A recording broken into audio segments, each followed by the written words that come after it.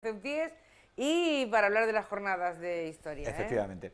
Bien, pues que hablamos de la historia, de la transición española, una historia reciente, importante, que muchos de nosotros hemos vivido, ¿no?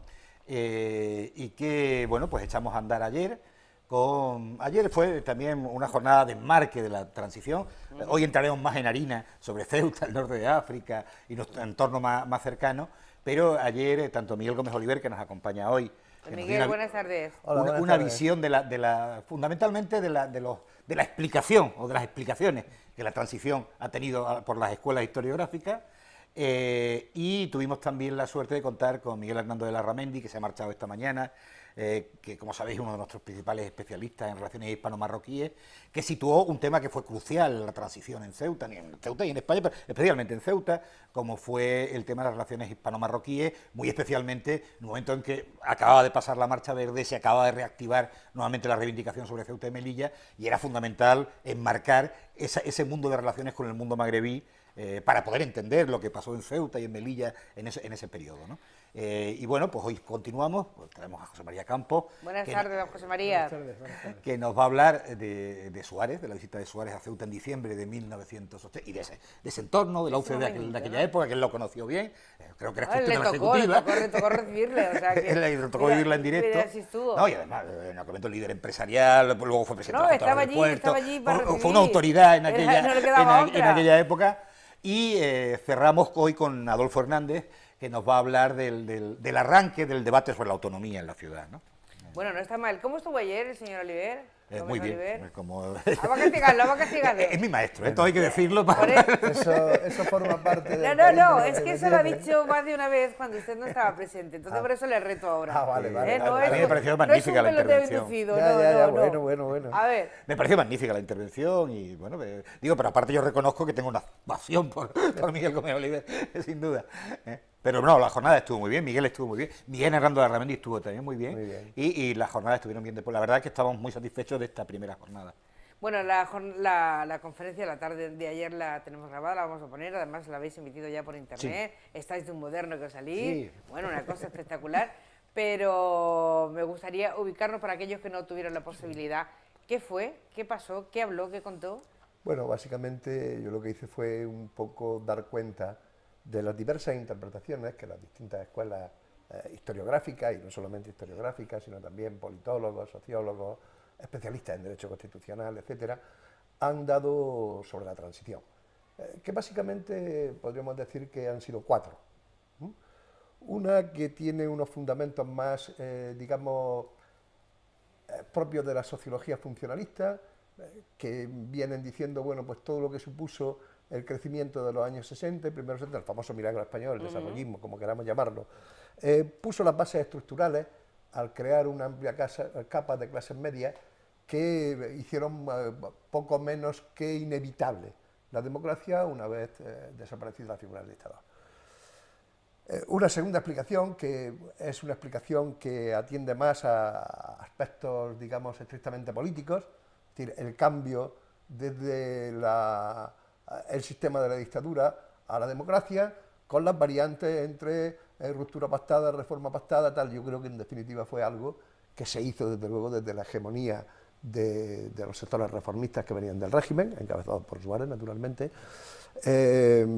mientras que la oposición democrática pues estuvo en una posición de relativa debilidad, de tal manera que la transición a la democracia pues estuvo, digamos, hegemonizada por ese sector.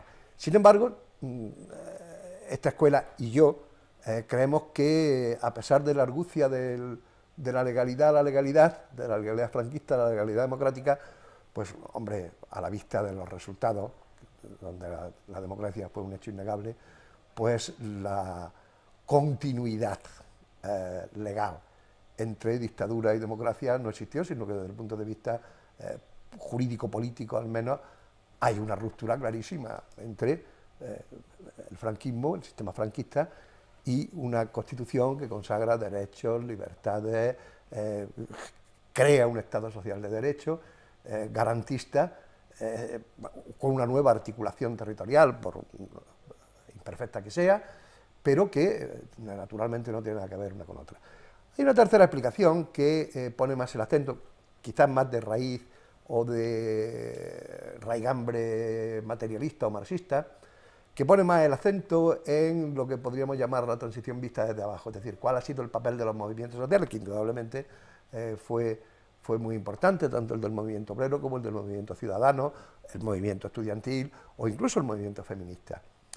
Y luego finalmente en estos últimos años, y quise destacarlo, pues las nuevas generaciones, yo también soy un hombre de la generación de la transición, que hemos sido una generación de grandes porteros, lo hemos parado todo. Sí, ¿para qué?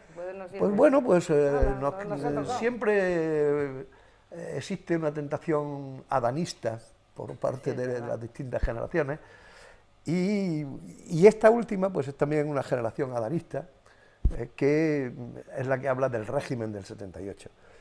A mí me molesta especialmente porque cuando hablan del régimen del 78, aunque hagan críticas, que yo creo que hay que hacerlas, a la manera concreta en que se llevó a cabo la transición, teniendo en cuenta la coyuntura concreta, porque si no, no se entiende nada de historia. Sin embargo, creo que en el fondo esa idea del régimen del 78 lo que pretende es sencillamente desmantelar el sistema político actual. Y eso, pues naturalmente, a mí me parece que tiene un sentido político, pero luego no histórico. Sin lugar a dudas. Bueno, sin contar con los adanistas de ahora mismo, siempre que los demás, que no son los adanistas de ahora, presumimos mucho de ese periodo de transición en nuestro país. ¿Era para presumir o no? Bueno, sobre la transición hay también un mito hagiográfico, ¿no? Que es un poco si me permite la broma, claro. Yo la llamo la inmaculada transición. Es decir, donde aquello fue todo perfecto, fue una serie de voluntades extraordinarias de patriotismo, de tal. Bueno, yo creo que no es así. Yo creo que el consenso finalmente fue el producto de la debilidad de ambas fuerzas, de los sectores reformistas, que no tuvieron la fuerza suficiente como para imponer del todo sus posiciones, y de la debilidad igualmente de la oposición, que tampoco tuvo la fuerza. Sin embargo, ese consenso sí que se plasmó en una carta constitucional, en una constitución, la Constitución del 78, que desde luego no respondió a las ideas previas que sobre la Constitución tenían ninguno de los grupos políticos que participaron en ella. Ni Alianza Popular entonces, ni UCD, ni Partido Socialista, ni Partido Comunista, ni tampoco los nacionalistas.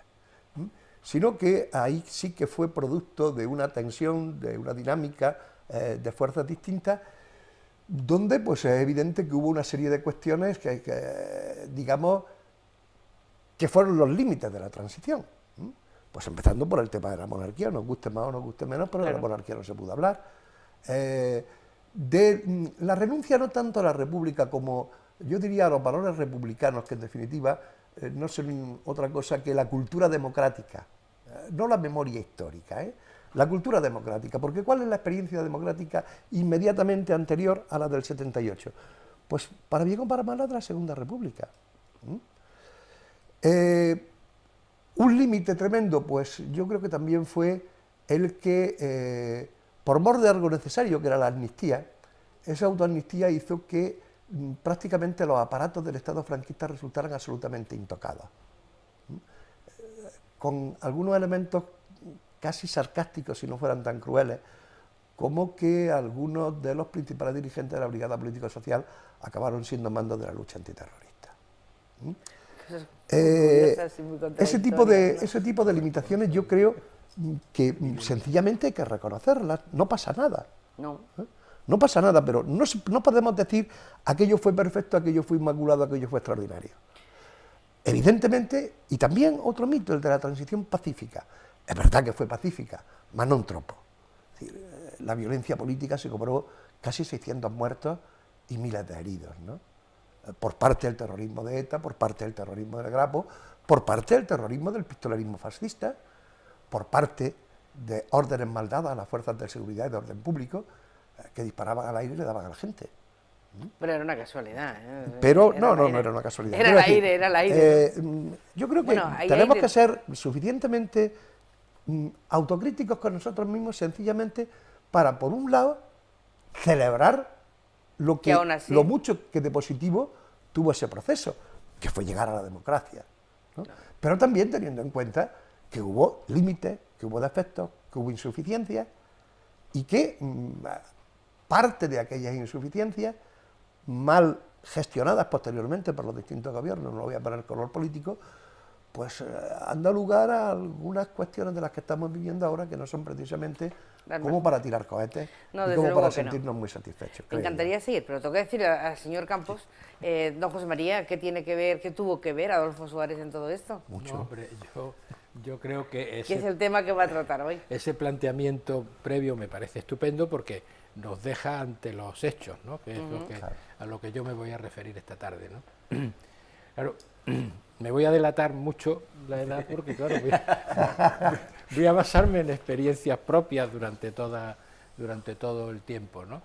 Pero no cabe duda que para mí el gran éxito de la transición fue eso que acabamos de ver, que es la renuncia de cada uno de ellos a parte de sus programas, ¿no? Y el dialogar, cosa que hoy no se lleva, Si hoy dialogaran igual que entonces, se encuentra uno, pues no solamente con la Constitución, que fue un ejemplo de diálogo, sino además con los pactos de la Moncloa, que nos solucionaron el problema, nos mejoraron el problema económico, ¿no? Y eso pues centrado en la figura de Adolfo Suárez, que no cabe duda que fue el protagonista de todo este tema, ¿no? Es un hombre que a Ceuta la tuvo muy presente, yo he tenido 3 encuentros con él que los voy a explicar. Ceuta la tuvo muy presente, si ayer se trataron las relaciones con Marruecos se vería la difícil situación que vivió Ceuta durante ese tiempo y que Adolfo Suárez la afrontó muy bien. Y luego pues todo lo que sufrimos en aquel tiempo lo vamos a explicar, ¿no? Que yo les decía a José Antonio que creía que esta asignatura me la sabía y podía yo hacer esto en un día me preparaba yo la ponencia esta, ¿no? Pero que no, Pero que cuando me metí en harina me di cuenta la cantidad de cosas que nos han pasado en Ceuta, en toda España, pero en Ceuta nos han pasado cosas terribles durante ese tiempo, ¿no? Entre ellas 4 atentados con bombas en Ceuta, ¿eh? De manera que, claro, yo cuando he ido cogiendo los archivos y viendo mis papeles antiguos, la labor que hizo la UCD, el incluirnos dentro de la Constitución, se hicieron muchas cosas muy positivas durante ese tiempo y creo que de lo que se trata esta tarde es de contar todo eso basándome en experiencias propias y en documentos que conservo y que no había hecho público en absoluto hasta ahora. Pues ha llegado el momento. Ha llegado el momento de que esta tarde... ¿A qué hora quedamos esta tarde? Hoy empezamos a las 6:30, la primera comunicación, que es la de José María, y luego seguimos con Adolfo Hernández a partir de las... bueno, hacemos un pequeño descanso y la siguiente es a las 8, con Adolfo, ¿no? En la sala de usos múltiples de la Biblioteca Pública del Estado. Esto hay que decirlo muchas veces, José María. Además ya se ha convertido en un sitio, en un lugar ansiado por muchas personas, ¿eh? Hay mucha gente que prepara sus eventos pensando en me dejarán hacerlo en la biblioteca. Pues si me permite, ¿sí? Yo no la conocía y me pareció un edificio espléndido. Era la pregunta que me faltaba. ¿Cómo contrasta? Pero un contraste que yo creo que hermosea la ciudad. Bueno, ya a esta ciudad tengo mucho cariño, porque estuve viniendo aquí dirigiendo los cursos de verano. Los cursos de verano de la Universidad de Granada cuando empezaron los primeros 5 años. Y luego fue vicerrector y viniste mucho. No soy capaz de decirme que soy un caballa, pero desde luego yo me siento un caballa más, porque aquí siempre me he sentido muy acogido, muy querido y muy bien tratado por la ciudadanía ceutí. Tengo aquí bastantes amigos, pero desde luego el edificio es espléndido y desde luego ese contraste entre los edificios modernistas que todavía quedan en Rebellín, Calle Real, etcétera, y esa contemporaneidad arquitectónica, a mí me parece que hacen un contraste que mejora mucho, si me lo permite, a la ciudad, ¿eh? Pues yo le agradezco mucho el piropo. José María, que te vaya muy bien esta tarde, también como le fue ayer, y al señor Gómez Oliver y José Antonio. Ya está, aquí seguimos, ¿no? Pues seguimos. Seguimos. Muchas gracias por estar con nosotros. Nos vamos, que ya no tengo más tiempo. Mañana, si no pasa nada, volvemos a encontrarnos, como siempre. Gracias por estar al otro lado. Muy bien.